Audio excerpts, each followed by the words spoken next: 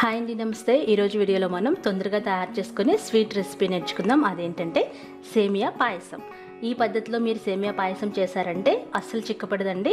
ఎన్ని గంటలైనా సరే అలాగే ఉంటుందన్నమాట. అది కూడా చాలా తక్కువ పాలతో తయారు మరి తయారు చేసుకుందామా? దీనికోసం మనకి 1 కప్పు సేమియా కావాలి, అంటే వరిమిసెల్లి. దానికి 1/2 కప్పు పంచదార, మీకు ఇష్టమైన డ్రై ఫ్రూట్స్ తీసుకోవాలి. దీంతో పాటుగా 4-5 యాలక్కాయలు.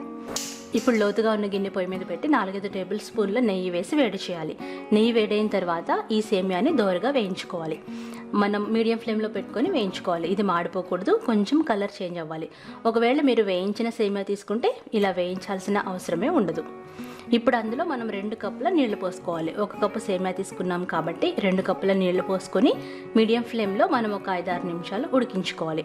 ఈ సేమియా బాగా ఉడికిపోవాలి. సేమియా ఉడుకుతూ ఉంటుంది. ఇంకొక పొయ్యి మీద 3 కప్పుల పాలు తీసుకొని 5 నిమిషాలు మరిగించుకోవాలి. ఇక్కడ నేను కాచి చల్లార్చిన పాలు తీసుకున్నానండి. ఇప్పుడు అందులో 1/2 కప్పు పంచదార వేసి పంచదారని కరిగించుకోవాలి. పంచదార పాలల్లో బాగా కరిగిపోవాలన్నమాట. అంతవరకు మనం బాయిల్ చేసుకోవాలి. ఈ లోపుగా సేమియా బాగా ఉడికిపోతుంది. మనం పట్టుకొని చూస్తే చక్కగా బ్రేక్ అవుతుంది. దీన్ని మనం ఫిల్టర్ చేసుకోవాలి. ఒకవేళ మీ దగ్గర కోవా అంటారు కదా, పచ్చి కోవా ఉంటే దాన్ని చిన్నగా కట్ చేసుకొని మరుగుతున్న పాలల్లో వేసుకోండి. ఇలా లేకపోతే మన దగ్గర పాలకోవాలు ఉంటాయి కదా పండగలప్పుడు స్వీట్స్, అది కూడా వేసుకోవచ్చు.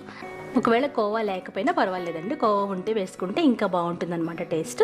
ఇలా కోవా కూడా వేసి ఈ కోవా కూడా మొత్తం పాలల్లో కరిగేంత వరకు మనం మరిగించుకోవాలి. ఇలా మరిగించుకొని ఫిల్టర్ చేసి పెట్టుకున్న సేమియాలో ఈ మరిగించుకున్న పాలని పోసేసేయాలి. పాలు వేడిగానే ఉంటాయండి. వేడిగా ఉండగానే మనం ఇలా పోసేసి ఒకసారి కలుపుకోవాలి. అంతేనండి, మళ్ళీ మనం వేడి చేయాల్సిన అవసరం ఉండదు. అంతే, సేమియా పాయసం రెడీ అయిపోతుంది. ఒకసారి బాగా కలిపేసి సర్వ్ చేసుకోవాలి. ఇప్పుడు దాన్ని ఇంకా గార్నిష్ చేయడం కోసం కొంచెం నెయ్యి వేడి చేసుకొని మీకు నచ్చిన డ్రై ఫ్రూట్స్ అన్నీ వేయించుకోవాలి.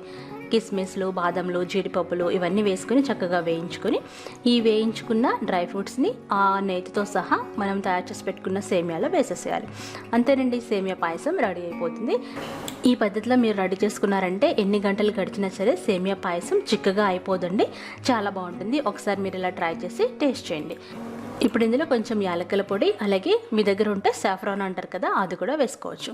మరి ఈ పండుగ కోసం సేమియా పాయసం ఇలా ట్రై చేసి మీకు ఎలా కుదిరిందో కామెంట్ చేయండి.